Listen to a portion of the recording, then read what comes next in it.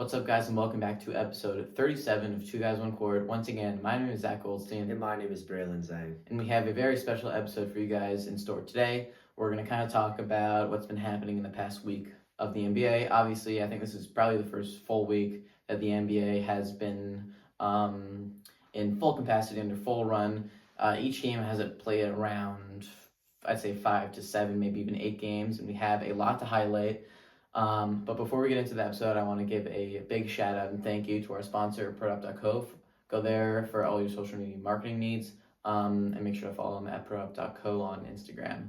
And if you want to get any of our merchandise, please just follow our Instagram and DM us at Two Guys One Court on all social media. So I talked about, that we're going to go over everything that's happened this past week in the NBA regarding the teams, but we got to start with a legend down in South Beach. And I'm not talking about the king. I'm talking about the king of South Beach. Dwyane Wade received a Heat tribute statue about, what was that, a couple days ago maybe. And do you want to talk about this? Do you want to maybe highlight what we don't love about this? I don't think we love anything about this. So we love the remembrance, and we love what they tried to do there. But but for someone that's nicknamed the Flash, the statue sure isn't flashy at all. It's in fact, it's a good line. Pretty ugly in my opinion. It's very ugly. I think they messed up his face. If you want to look up a picture or look up the Heat Instagram, you can see that they kind of messed up his face a little bit. And I think that's just, you can't do that to Dwyane Wade. He's been the face of your franchise for the past 20 straight consistent years. You just can't do that to that guy. Yeah, you can't mess up the face of the face. But they tried to give him a low taper fade, but I don't really think that worked really well. And I think primarily it's just the facial hair that's really messed up right now, because the color contrast of the bronze on the face and the facial hair just looks really odd. But I mean, we're in 2024. There's people who were in 1000 BCE designing statues that were one of one, and now with all this AI technology and face scanning, they couldn't even design a statue that looks like D Wade. Yeah, but I mean, we are in statue critics or art critics by any means, but you can do better, Miami Heat, and whoever did that, you could do better. But we're not going to focus too much time on that because that has little correlation to basketball. But what we are going to talk about is what a statue represents, and what players currently in the NBA do we think should really deserve a statue in whichever city that they play the longest or done the most for. Now, I just want to get this out of the way. I think that there are very few players in the NBA right now that deserve a statue. Obviously, we don't really know for these young players how great they're going to be if injuries can riddle their career or they're going to jump around from team to team. But I think we have, maybe 3 or 4 players in mind that deserve statues in one or different locations. Do you want to start off with one? Yeah, well, I just want to address what a statue is for. An NBA statue stands for greatness. It stands as a role model. A player who's drafted to that team should be able to look at the player at the statue and try and achieve what they have on that team. Yeah, it stands for greatness, and it stands to remember their legacy. And you don't have to be drafted to that team, but you have had to, been on that team for not, your entire career, but a significant portion of it at the least, or contributed most compared to, any other great player that played in that arena. Yeah, starting off, I think we're going to get the obvious out the way. The king. King James. LeBron James is absolutely the greatest player of all time, and he deserves a statue in, I think, three teams. He deserves definitely a statue in Cleveland, definitely a statue in Miami, and I think we'll give him a statue. Arguably one in Los Angeles. Arguably, he's done the least there. To start off, to clear the most obvious one, LeBron James in Cleveland. He's won 2 MVPs in his first stint. He averaged 28 points, 7 assists, 7 rebounds, and he scored 15,000 points for that entire team. Wow. Let alone bringing the worst team to the NBA Finals to face the Spurs. Sure, he did get swept, but he had zero help. He put the team on his back for years and years on it. Absolutely, but it's really hard to argue against why his first stint shouldn't be a Hall of Fame career. I mean, he has 15 years after that, but even those first 5 to 7 years are Hall of Fame worthy. Yeah. I mean, arguably he's had 3, maybe 4, but I'd say 3 Hall of Fame careers in one. Do you want to move on to maybe Miami and LA? Yeah, I think LeBron James does deserve a statue in Miami because he did win those 2 championships. He won the Finals MVP for that. He also won 2 MVPs and had arguably one of the greatest seasons of all time, almost getting all the awards as well. He was only missing a Defensive Player of the Year. He's one of the best defenders in that league at that time, best offensive player by far, and he scored 8,000 points, and he averaged 7.6 and 7 in Miami. Yeah, it was a shorter stint in Miami, but what he accomplished in that compact amount of team with his teammates surrounding him was like no other. And just to bounce back that team from that kind of iffy situation that was in and bring 2 championships to Miami, I think that's something worth of a statue. Yeah, and adding on to his first stint in Cleveland, we have his second stint. He won the Finals MVP and the championship against the best team of all time. Arguably. We have an infamous comeback in the 2016 championship. Honestly, what he did for Cleveland in that Finals run, beating the what was that record? 73 and 9 Warriors, arguably the best team of all time, and beating them, not just beating them, but coming back from a large deficit in the finals that very few teams have done before.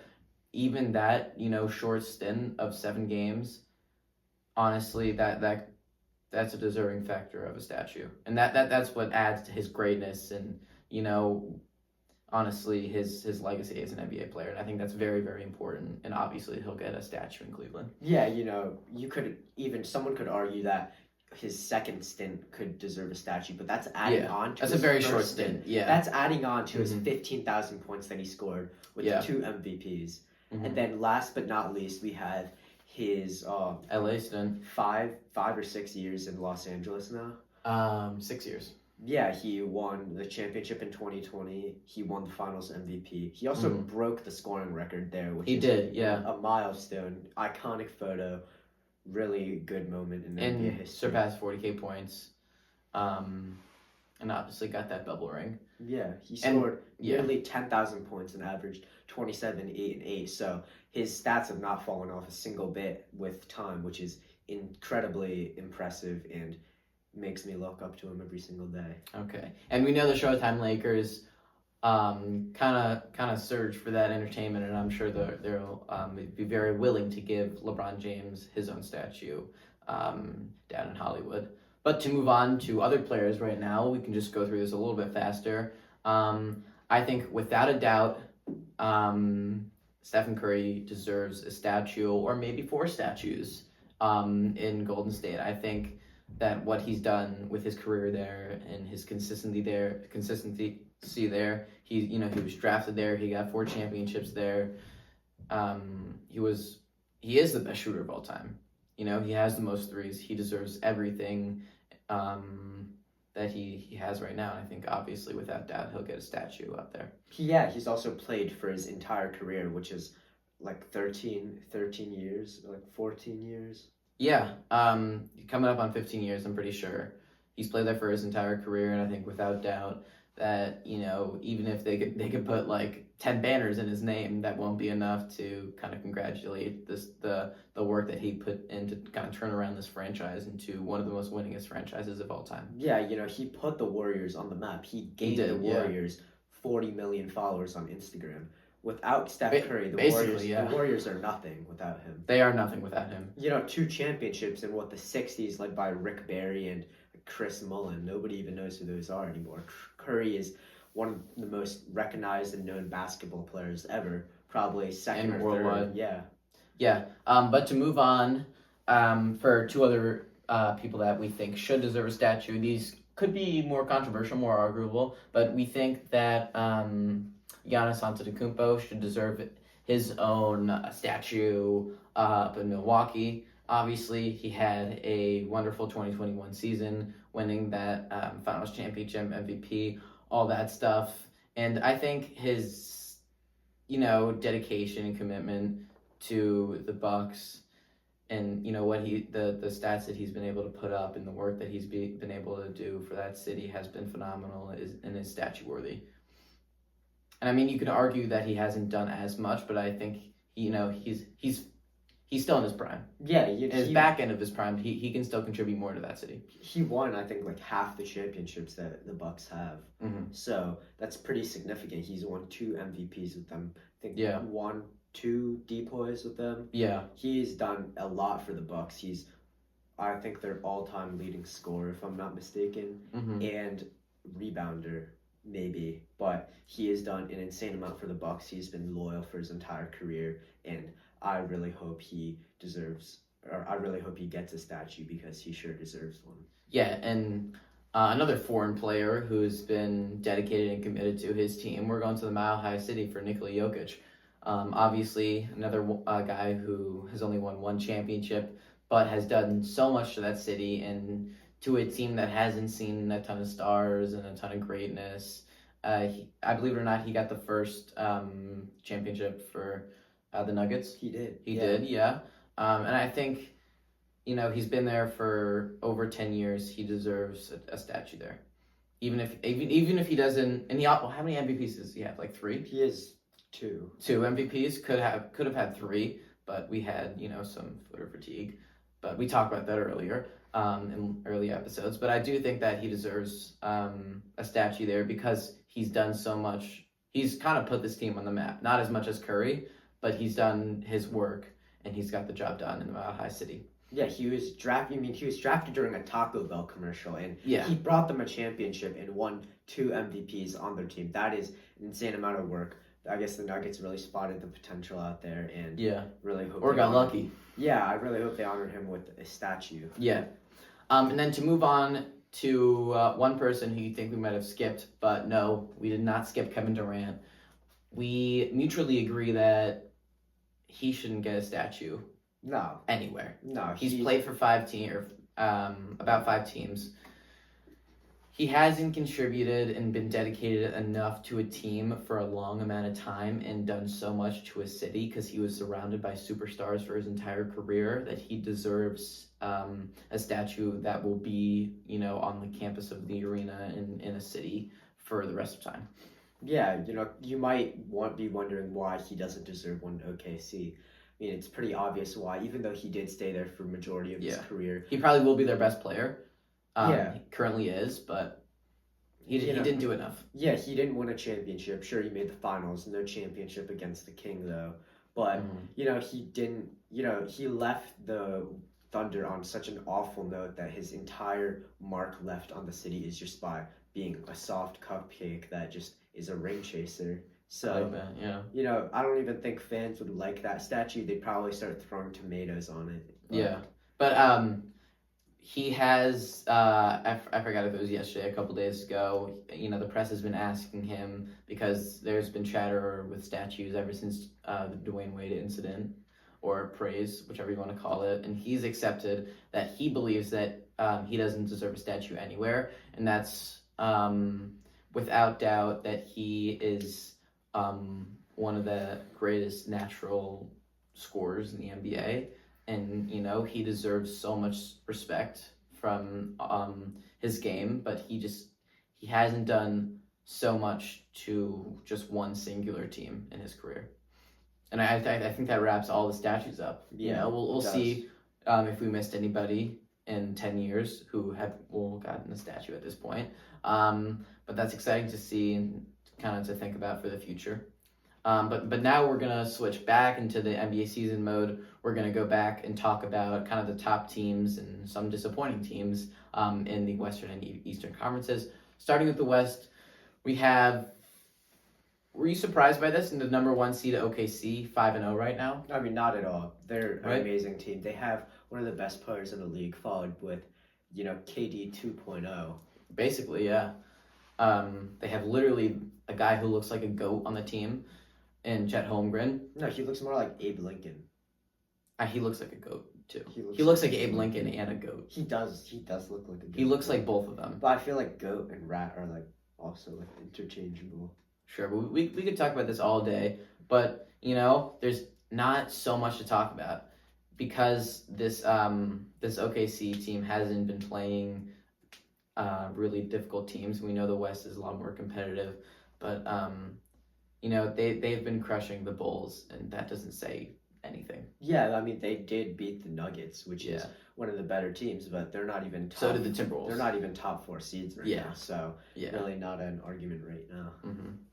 Nevertheless, this is pretty exciting to see a young team, another young OKC team with pretty large hopes and aspirations for this future, for this season, and I think they're going to have a pretty good future in store. Who knows if this will keep up once they, start to play more competition in the West, teams like the Suns and Golden State and LA. But who knows? I think they're. I think I wouldn't be surprised if they stick around in this 1 to 2 to maybe 3 seed for the rest of the season. Yeah. Now next up we have the Suns tied with the Warriors, who we will get into later. But they are both 4-1 right now. Yeah. They have played hard teams, in fact, but they did lose to Los Angeles and the Lakers. Yeah. I think the Suns are a lot better of a team right now than Golden State. They both have a 4-1 record, but the Suns have played harder teams. In Golden State, I don't have a lot of hope in them. They don't have as much young rising talent as they kind of should have. Obviously, we talked about how amazing Steph Curry is, but who knows if at his age he can put this team on his back again. Yeah, but now for the Warriors, they did lose to the Clippers, and they have been playing some not so good teams. Yeah. This is why I don't think they're going to be a top seed in the West. And, I think that the Mavericks, I think that the Timberwolves, I think the Nuggets, they will eventually creep up to the Warriors and catch them pretty soon. Yeah, very soon actually, because they're on schedule to play some different teams, and obviously that's going to change up their rankings a lot. Yeah, and if a team has only played 5 or 6 games this season, you really have to look at the teams that they lost to and the teams that they beat, and was their schedule difficult or was it kind of easy? And this kind of adds to the point that Golden State is most likely going to fall in the next coming weeks. And I think a team that had a roughish start, who's 3-3 like the Timberwolves, they're going to creep back up. So will the Nuggets. But to move on, we have the Los Angeles Lakers, who are 4-2, who have kind of a pretty difficult schedule, and I think they're going to stay around in this maybe 4 or 5 seed because they have surprised me this season. We talked about this last episode. Their coaching with JJ Redick is a lot better. Even Bronny scored his first 2 points. Yeah. Got to clap it up for him. It was against, I could say, his dad's alma mater. He didn't go to college, but he started with the Cleveland Cavaliers, and it was in their arena. So that was pretty cool. They kind of had the same first shot, both in near the corner. Mid-range corner. Yeah, that was cool to see. But after their kind of road stint there, he's going to get sent down to the G League for some development. But nonetheless, the Lakers have started off kind of better than I expected. Do you want to move on? Start with the East. I think we have the biggest surprise over here. We have the Cleveland Cavaliers being 6-0 after playing some 2 very good teams. I didn't expect this. I thought, with their schedule for the first 6 games, best case scenario they'd be 4-2, but they're 6-0. They're undefeated. Yeah, they are, which is crazy. Great for them. Jared Allen has been playing great recently. He's been an amazing defender in the past 6 games, but they beat the Lakers, and they also beat who I thought was going to be the top seeds, one of the top seeds, the New York Knicks. They've proved to be a little fraudulent this year, a little rocky, a little bit of a rocky start, but obviously I think with a roster like that, you're going to kind of have to start creeping up back in the standings, and I think it'll just take some time, and then they'll be back up there. But then to move on, we have the Boston Celtics, number 2 seed, 5-1, only lost to Indiana. And this doesn't surprise anybody. It's actually a little shocking that they're not 6-0 and undefeated, but 5-1, I'll take that. But what I do, not quite like is when Indiana beat Boston. Indiana, did you see this? They put up a banner that was probably about 2 inches in diameter, saying in the lengthwise, "We beat Boston." That's sad is that? That's glazed. That is so much. That's glazed towards Boston, but that is completely sad. The Boston swept them in the Eastern Conference Finals last year, and a regular season win doesn't mean anything if your team is 5-1. Yeah, that is absolutely pathetic. Beyond pathetic. Sure, for a it's a franchise. joke, but it's really not a funny one. In fact, it's adding laughter towards Indiana instead of you're clowning yourself. Yeah, you're laughing. I don't even know if they know the difference, but we're laughing at you. We're not laughing with you. We are not, and it's definitely not still in the rafters. They definitely took it away after they took pictures with it. But that's just sad. You shouldn't be joking about that, all right? Yeah. Maybe beat them in the playoffs, and then you could start talking. But you cannot talk after a regular season win in overtime.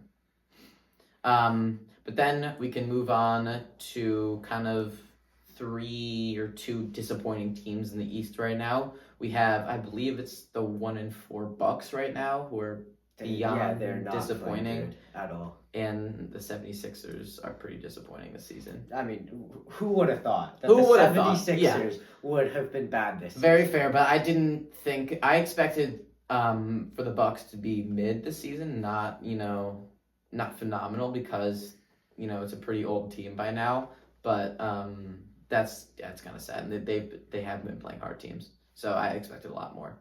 And then to move on, going back to the Celtics, I don't know if you saw, but there's a little bit of controversy with a former Celtics player in the Boston versus Charlotte game. We had Grant Williams, who's now on the Hornets. It was late in the game, and I don't really know what he did, but he was, Jason Tatum was running up with the ball, going, just crossing half court, and Grant Williams kind of like smashed into him 100% intentionally, because he's a competitor. He was competing. We don't know if this was hard feelings. It probably a part of it was, but he did, get thrown out of the game from that. Obviously, he received 2 texts, and Jaylen Brown kind of escalated the situation. But I don't know if you saw this, but that's kind of what happened. If you were seeing any controversy between these 2 teams and these former players after the game, Grant Williams said that he's just a competitor and he's still kind of friends with his old guys in Boston, but I kind of find that hard to believe now because there was no reason for him to run full charge. Honestly, it looked like he almost hurt Jason Tatum. Yeah, this really gives me deja vu back to when Nikola Jokic I was just thinking about that. bumped into Monte Morris and got ejected after that game. That was a bigger situation because he got injured, I think. Yeah, and the Heat, there are pictures of the Heat going back to the Nuggets locker room. Yeah, it's like trying to pick a fight. Bring that to the back. Yeah, but that was kind of a more softer version, or this is kind of a more softer version of what happened then. But it's also something to talk about and maybe some controversy and some rivalry that will persist throughout the season. But the Celtics did proceed to win that game. Moving on, we have some other accomplishments going down to Texas. We have Clay getting his 2,500th three-pointer. Now he's 6th all-time and made three-pointers. He just this season he surpassed, I believe it was Kyle Korver, sharpshooter with the Hawks and Cavs. So that's good for him. Yeah, but now moving on, we have Victor Wembanyama. I mean, we're going to have to talk about him every episode because we might have to. How good he is, but he got 25 points, 5 steals, 5 blocks with 7 assists and 9 rebounds. This is like a Michael Carter Williams game. This is a 5x5 game. All right, he got 5 or more, stat points in literally every single stat that you can have that will benefit your team in basketball. Yeah. This is just a phenomenal thing, and I'm sure that we've talked about this before, and I'm sure that Wemby's done it before and will do it many times in the future, but this is just something we haven't seen in the NBA until, some alien who was supposedly from France got spawned in the NBA. Michael Carter Williams. He basically had the exact same game like that. Right? That's just something to talk about. It's something nice and kind of nice for the future, and we're excited to see more games like that in the future for Wembanyama and the Spurs. But on a more kind of, saddening note, I think we talked about in the last episode how the 76ers were under investigation by the NBA with their policies regarding how they were dealing with Joel Embiid's injury. And the investigation has come to an end, and the NBA made a decision to fine the 76ers $100,000 for violating participation policy, which basically means that the Sixers did violate NBA policy regarding public comments that didn't reflect Embiid's issue with his knee. And then the comments made by the Sixers organization were like inconsistent with Embiid's health status and in violation of NBA policy. Basically, this is just saying that Nick Nurse and the Sixers organization pushed kind of a narrative and an agenda that Joel Embiid has a serious injury, and seemingly that is not the case. Mm-hmm. Seemingly they just want him to get a little bit more rest for the season so he can be 100% later on. But obviously that's not helping the Sixers. They're 2-3, yeah, 2-4, something like that. Bring Joel back on the court. All right, they need his help. They need all they can get right now. Absolutely, and that's just bringing more shame on Joel Embiid's reputation as a game skipper rather than bringing shame to the Philadelphia 76ers. Embiid doesn't deserve that hate. Yeah. And sure, he is a foul baiter and didn't deserve the MVP last season or 2 seasons ago, but he should be able to play every single game he wants to. And bringing this back to our arguments with the statue earlier. More of the second round exits, more of Joel Embiid willingly not wanting to play basketball. This is why we decided to leave him out of the statue conversation. Obviously he didn't win an MVP, he didn't win a championship with the Sixers. He didn't even get close to it. But he has had like a very long and semi-successful stats-wise career with the 76ers. But it's character decisions like this, and it's just kind of all those second round exits and the kind of depression that he caused Philadelphia, surprise that kind of led him to leave him out of that discussion. But hopefully he can turn around soon and hopefully he can get back in the game. But that pretty much wraps everything up that's been happening for this last week about in the NBA, and we'll make sure to get you a lot more episodes in the future as the NBA starts to heat up. And we do have the the in-season cup tournament. We have round 2, new and slightly improved courts. We'll get you more information about that once we get all the brackets and kind of who's going to play who first kind of set up. We'll get into that, and we'll just get into everything and all basketball stuff. I hope you enjoyed this episode. Thank you.